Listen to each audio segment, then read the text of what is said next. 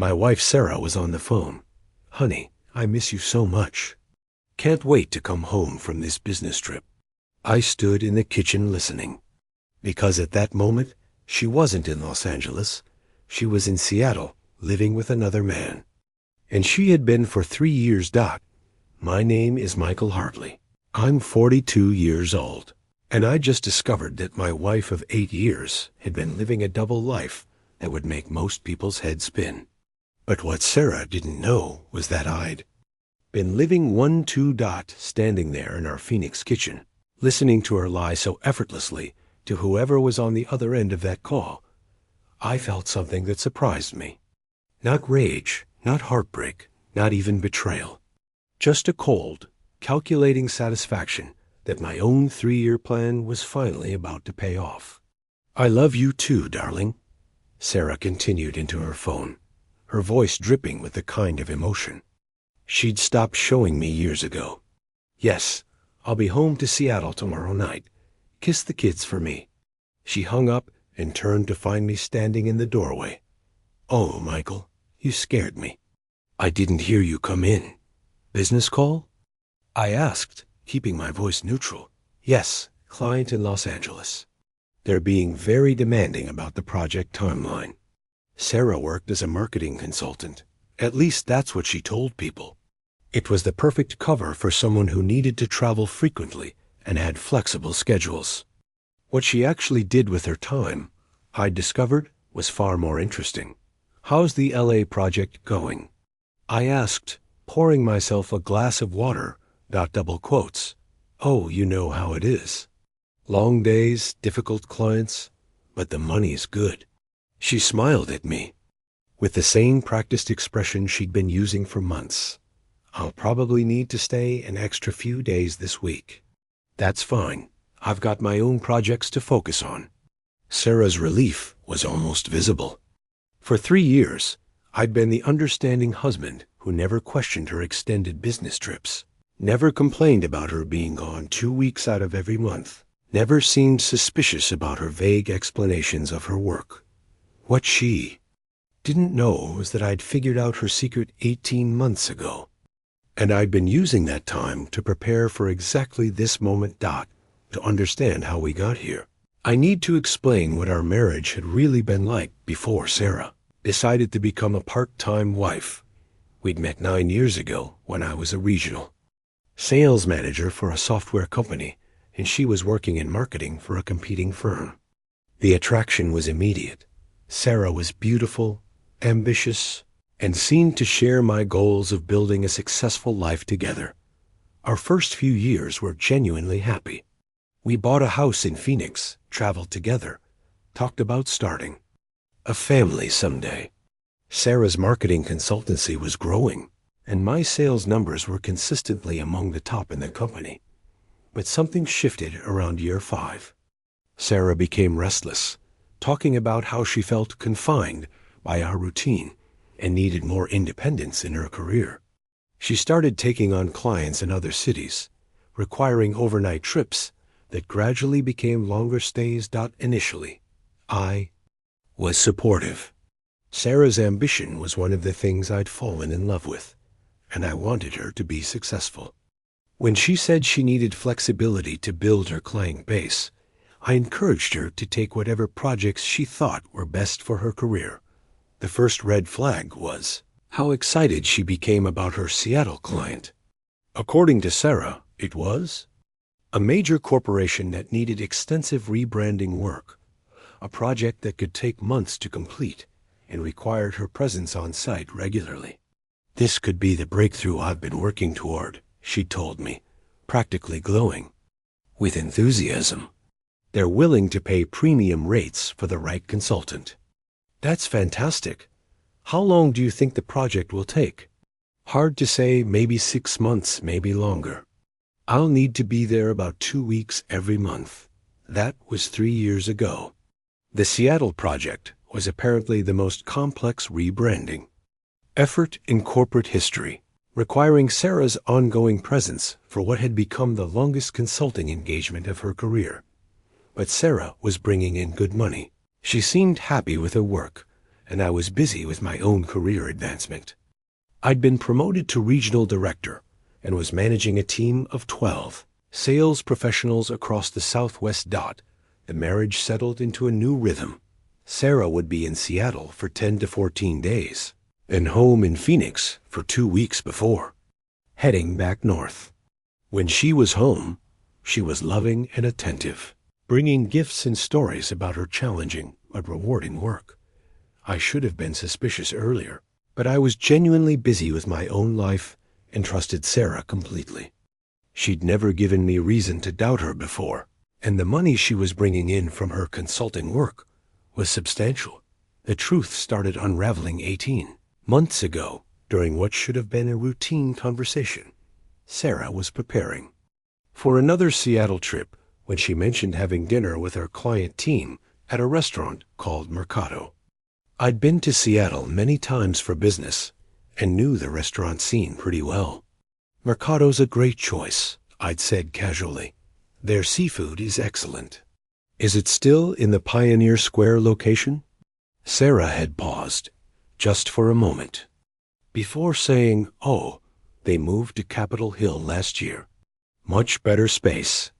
But I'd had dinner at Mercado in Pioneer Square just 3 months earlier during a business trip.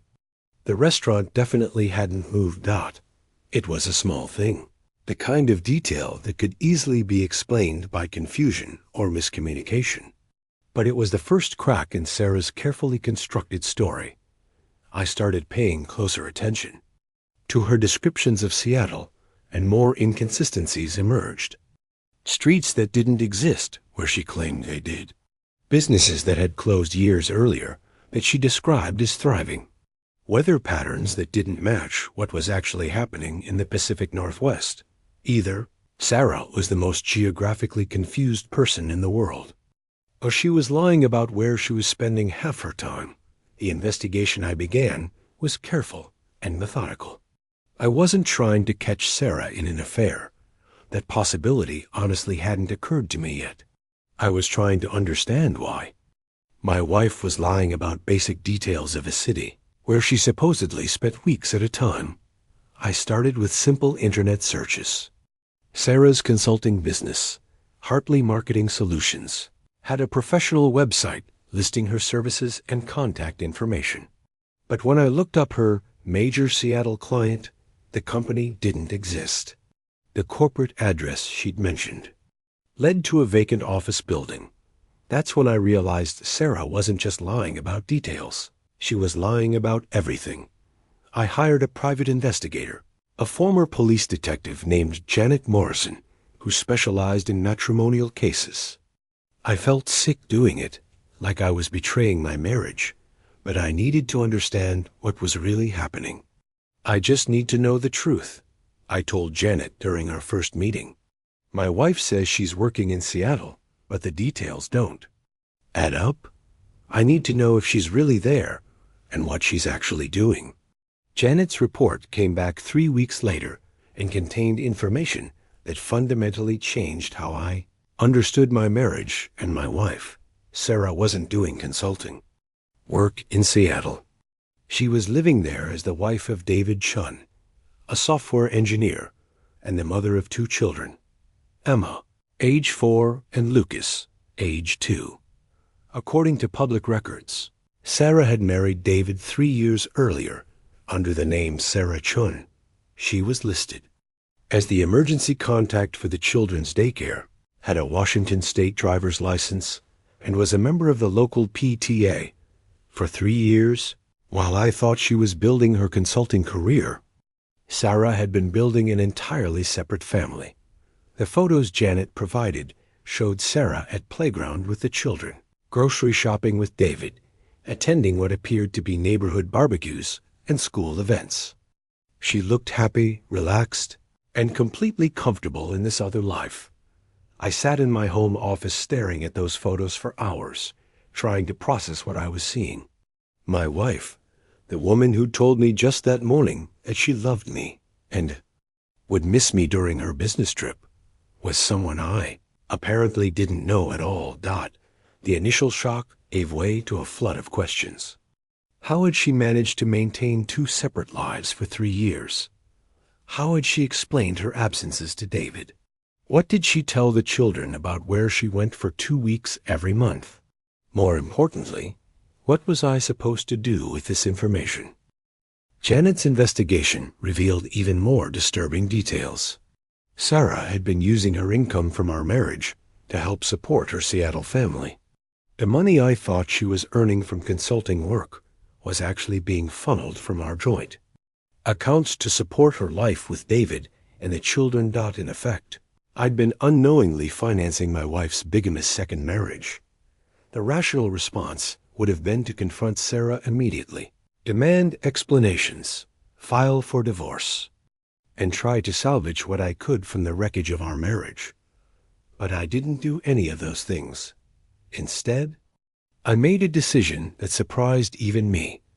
I decided to let Sarah continue her double life while I built one of my own.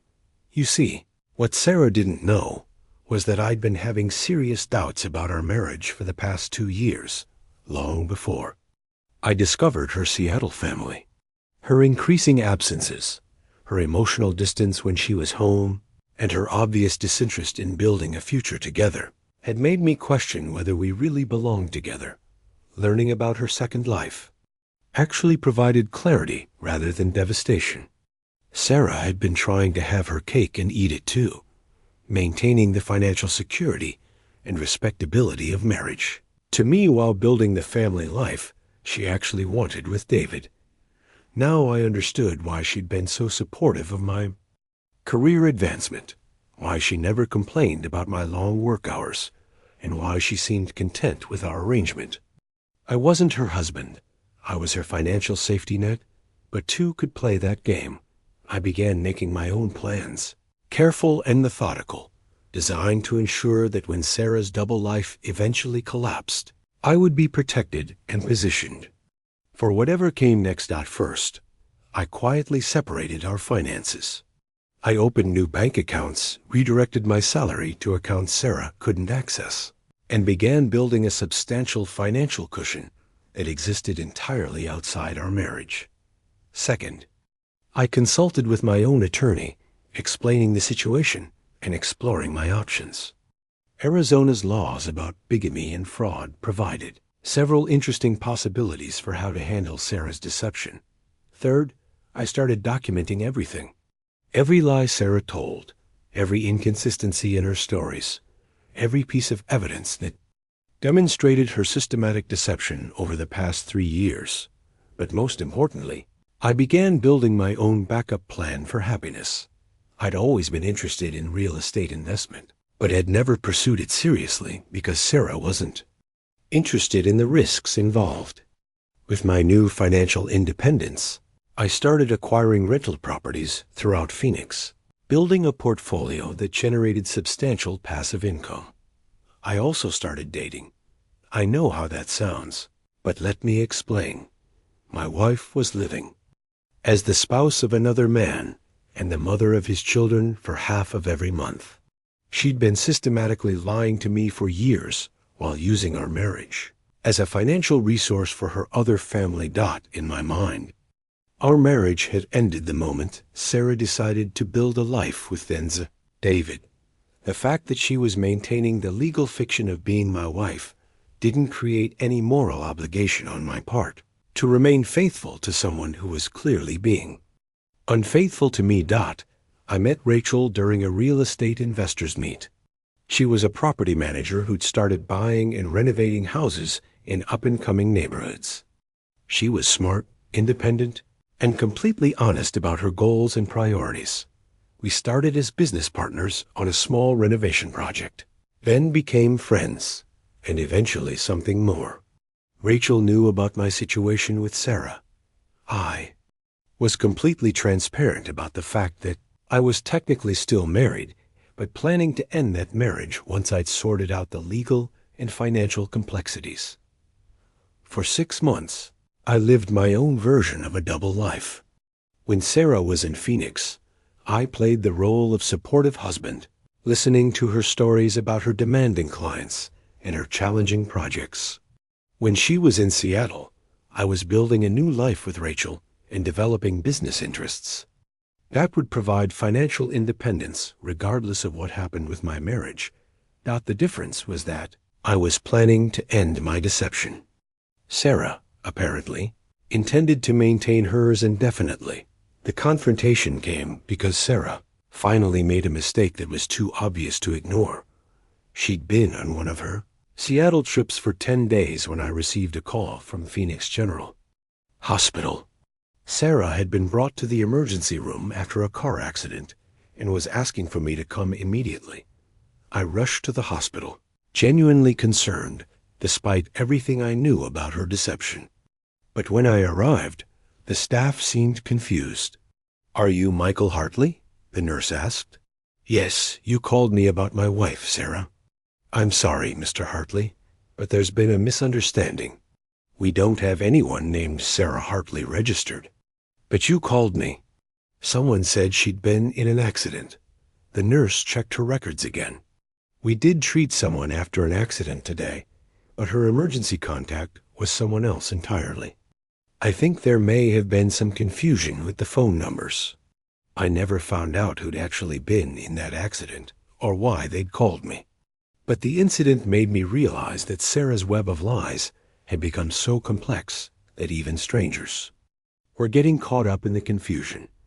That evening, I called Sarah's cell phone. "Michael," she answered immediately. "I was just thinking about you. How was your day?" "Interesting. I got a call from the hospital saying you'd been in an accident." Silence. Then, "What hospital?" "Phoenix General. They said you'd been brought in after a car accident and were asking for me." "That's impossible. I'm in Seattle, and I'm fine." "I know you're in Seattle, Sarah. Just like I know you've been living there with David Chun and your 2 children for the past 3 years." The silence that followed was so complete, I thought the call might have dropped. "Michael," she finally said, her voice completely different. "I can explain. I'm sure you can. But I'm not interested in explanations anymore." "What does that mean?" "It means I've known about your double life for 18 months. I know about David, about Emma and Lucas, about the house on Maple Street, about your Washington driver's license, about everything." "How did you ... "It doesn't matter how. What matters is what happens next. Michael, please, let me come home. We can work this out. Sarah, you are home. You're with your real family. David and the kids need you. But what about us? What about our marriage?" I almost laughed at the question. "What marriage? You've been married to David for 3 years. I've just been your financial backup plan. That's not true. I love you. You love the security I provide. There's a difference." The conversation continued for another hour, with Sarah alternating between denials, explanations, and desperate promises to end her Seattle life and focus on her marriage. But her words felt hollow, like someone trying to negotiate their way out of consequences they'd never expected to face. What Sarah didn't understand was that I wasn't angry anymore. I'd had 18 months to process her betrayal and plan my response. I wasn't calling to fight or to demand explanations or to try to save our marriage. I was calling to end it. "Sarah, I want you to be happy. And it's clear that you're happier in Seattle with David and the children than you've ever been with me. But I chose you. I came back to Phoenix every month. You came back to Phoenix to maintain your safety net. That's not the same thing as choosing me. So what are you saying?" "I'm saying I want a divorce. A quiet, amicable divorce that recognizes the reality that our marriage ended years ago. And if I don't agree, then I'll provide David with some very interesting information about his wife's other life. I'm sure he'd be fascinated to learn about Sarah Hartley and her marriage in Phoenix. It wasn't really a threat. I had no intention of destroying Sarah's Seattle family just to hurt her. But I needed her to understand that continuing her deception was no longer an option. Sarah agreed to the divorce. probably realizing she had no other choice. The process took 4 months and was remarkably civilized considering the circumstances. Sarah kept her Seattle life intact. I kept my Phoenix investments and my relationship with Rachel, and we both got what we actually wanted: freedom from a marriage that had become a lie. The irony wasn't lost on me that we'd both been living double lives, but for completely different reasons. Sarah had been trying to have everything without giving up anything. I'd been preparing for a future that didn't depend on someone who'd proven she couldn't be trusted. A year later, I married Rachel in a small ceremony attended by friends who actually knew us both. We bought a house together, combined our real estate investment businesses, and built something based on honesty rather than deception. Sarah, as far as I know, is still living in Seattle with David and the children. I hope she's happy and that she's learned something about the difference between love and convenience. The lesson I learned wasn't about the dangers of trust or the inevitability of betrayal. It was about the importance of building a life that doesn't depend on someone else's honesty or commitment. Sarah's double life had been built on the assumption that I would always be there as her backup plan, that I was too trusting or too comfortable to ever question her story. My double life had been built on the recognition that people sometimes reveal who they really are through their actions, and the smart response is to plan accordingly rather than hoping they'll change. In the end, we both got what we were really working toward. Sarah got her family with David. I got my independence and a real partnership with Rachel, and nobody had to pretend anymore that our marriage had been anything more than a convenient arrangement. Sometimes the best outcome isn't saving what you have. It's building something better from what you learn.